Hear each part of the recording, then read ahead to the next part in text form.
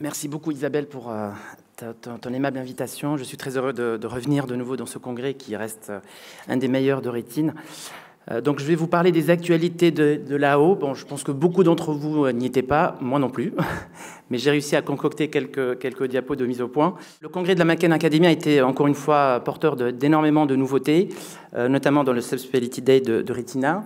La première, c'est concernant l'étude Photon qui s'est intéressée à l'aflibercept 8 mg dans l'œdème maculaire diabétique.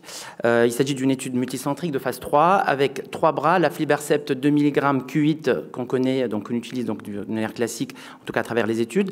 Ça a été comparé aux 8 mg Q12 et Q16, c'est-à-dire une injection tous les 3 mois ou bien tous les 4 mois, sur un suivi qui est allé jusqu'à 2 ans.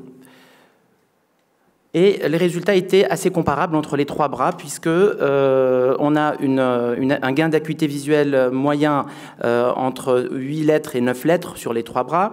Également, la meilleure acuité visuelle était aux alentours de 70 lettres, donc 69 dans le Q16, 72 Q12 et 71 Q8.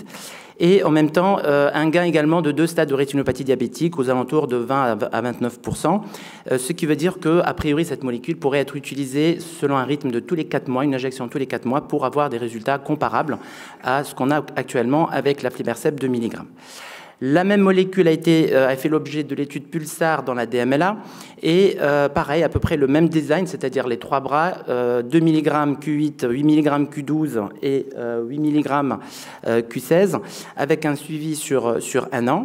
Et les résultats ont été également similaires, à peu près au niveau des 3 bras, avec une proportion de patients sans fluide à 16 semaines, à peu près aux alentours de 63%, avec les dosages de 8 mg combinés, et 83% des patients randomisés dans le groupe 8 mg ont permis de maintenir un intervalle d'injection supérieur à 12 semaines. Donc ça aussi, ça pourrait être intéressant dans la DMLA, où on va finalement injecter tous les 3 à 4 mois nos patients avec ce nouveau dosage. La seule chose, c'est que le volume, c'est 0,07, donc c'est pas été associé à vraiment une hypertonie oculaire significative, mais autrement, donc la molécule reste la même et la tolérance a été excellente. Ensuite vient le tour du faricimab dont on parle de plus en plus et qui va être bientôt sur le marché. Alors pour rappel, c'est un anticorps monoclonal bispécifique à double action, anti-angiopoïétine 2 et anti-VEGF. Il permet de maintenir l'homéostasie vasculaire et inhibe l'inflammation et les fluides vasculaires et aussi la néovascularisation. Donc les 2 études, Yosemite et Rhine, sur une durée de 2 ans, ont montré que plus de 60% des patients auront besoin d'injections tous les 4 mois, avec une très bonne tolérance. Également, l'étude Rhône, c'est la poursuite de ces résultats sur 4 ans. Le faricimab, pour rappel, a eu l'avis favorable de la Commission européenne pour l'ADMLA et l'OMD le 19 septembre dernier. A priori, fin 2023, on pourrait avoir peut-être le remboursement et les prescriptions. Ensuite, la thérapie génique, ça y est, c'est pour demain, ça avance à grands pas. Avec cette molécule, le RGX 314, qui fait l'objet de plusieurs études. Vous avez sur la droite les différentes études. Alors, la plupart utilisent la voie sous-rétinienne, qui est une voie un peu complexe, nécessitant une vitrectomie, la création d'une bulle d'écollement et l'injection par-dessous. Tout cela, ça concerne la DMLA. Et 2 études se portent sur la voie suprachoroïdienne, qui est beaucoup plus simple à utiliser en pratique, dont une sur la rétinopathie diabétique et la deuxième sur la DMLA. Alors pour rappel, le mécanisme d'action, cette molécule, le RGX 314 va réduire la vasoperméabilité en stimulant la sécrétion d'anti-VEGF par les cellules de la rétine elle-même. Donc une seule injection, one shot, et les cellules vont se mettre à sécréter ad vitam aeternam. Donc je ne sais pas au niveau des résultats à très long terme qu'est-ce que ça va donner, mais a priori, ça permettrait de garder un taux de sécrétion constant.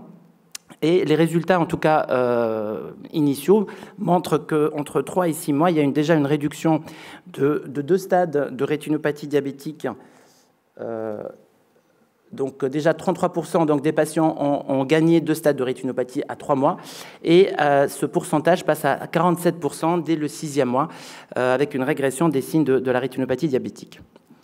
Et enfin, la dernière étude, c'est l'étude GATHER2 qui s'intéresse à l'avicine-captad-pegol. Alors, cette molécule, il s'agit d'un inhibiteur du C5. Elle a montré dans le résultat phase 2 une réduction de 27% de la progression de la surface d'atrophie, d'où l'intérêt de faire cette étude phase 3 qui a comporté 2 bras. Le premier bras a eu des injections tous les mois. Ensuite, tous les mois ou tous les 2 mois la deuxième année. Et le deuxième bras, c'est placebo. Les résultats, je les ai trouvés un peu plus décevants par rapport aux résultats de la phase 2, puisqu'on a une réduction qui concerne que 14 à 17% de la progression de l'atrophie. Il n'y avait pas suffisamment d'éléments sur la qualité de vie, etc. des patients, mais a priori, étant donné que c'est la seule molécule disponible actuellement, elle pourrait vraiment être mise sur le marché. La contrainte, c'est que ça nécessiterait des injections mensuelles au moins la première année et peut-être tous les 2 mois la deuxième année, avec peut-être plutôt une stabilité, une réduction de la progression. Les patients qui vont développer des néovaisseaux pendant cette phase peuvent être traités par des anti-VEGF en même temps. Donc voilà, donc ça reste à voir en pratique clinique quel est le devenir de cette molécule. Merci pour votre attention. Merci beaucoup.